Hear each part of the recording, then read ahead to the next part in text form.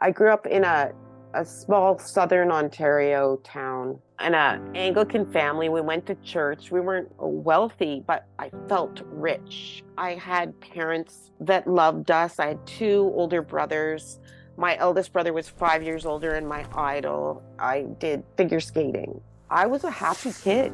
And during my teen years, my father's alcoholism was troublesome. It was like I had this theory. I loved my father in the morning when he went off to work in a suit. And when he came home, I didn't love him so much.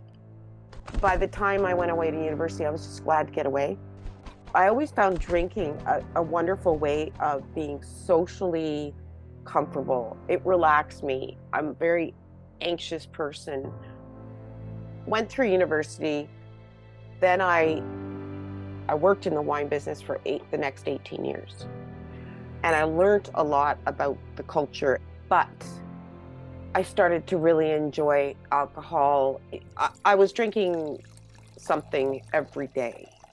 When I was 25, my mother died of cancer. So my father was drinking a lot and pretty out of control.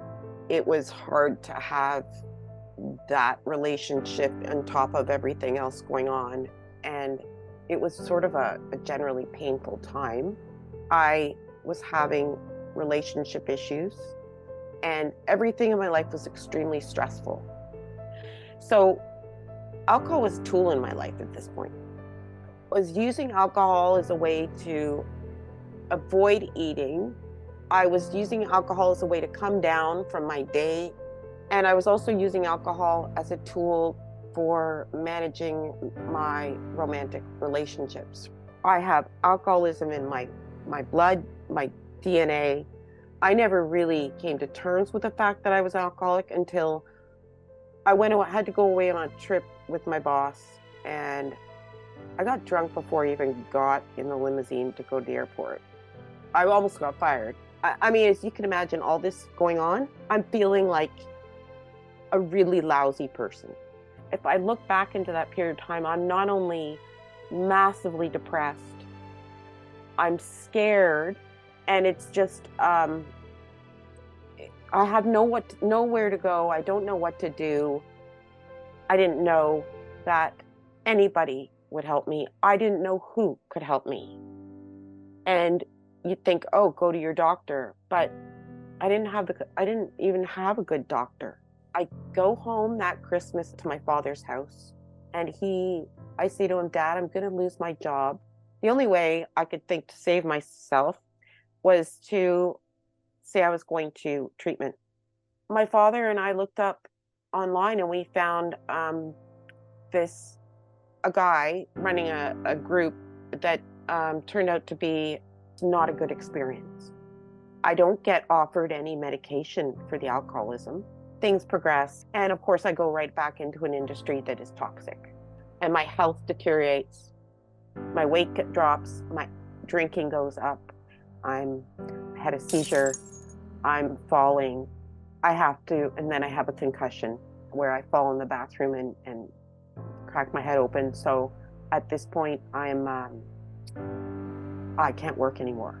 I kept ending up at the hospital. The doctor said, I'm going to send you to the substance abuse department. I got this doctor, and she started day one, okay, let's try this.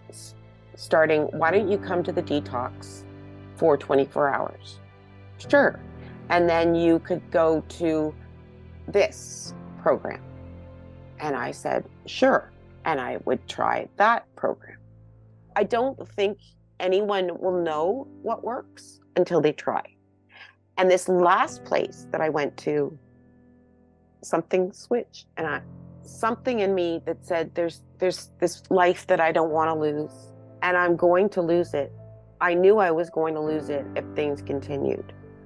And so the program let me visit this psychiatrist who, she knew I was in the wine business, and she said, I know people are calling to find if you want to come back to the wine business to work for them, and you need to promise me, Heather, you will never, ever go back to that business.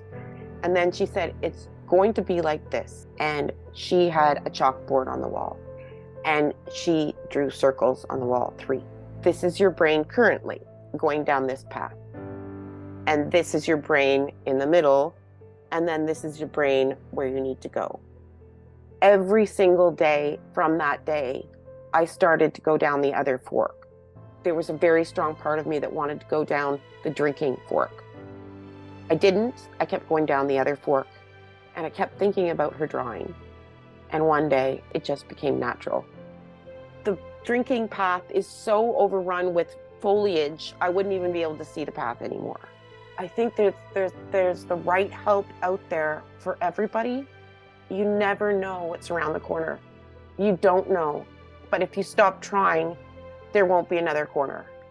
Life without alcohol and finding joy and not having stress and the shame. Living without shame. Liking myself is so much easier. And relationship with my father is beautiful despite him aging. And all of that brings me great joy because none of that existed before.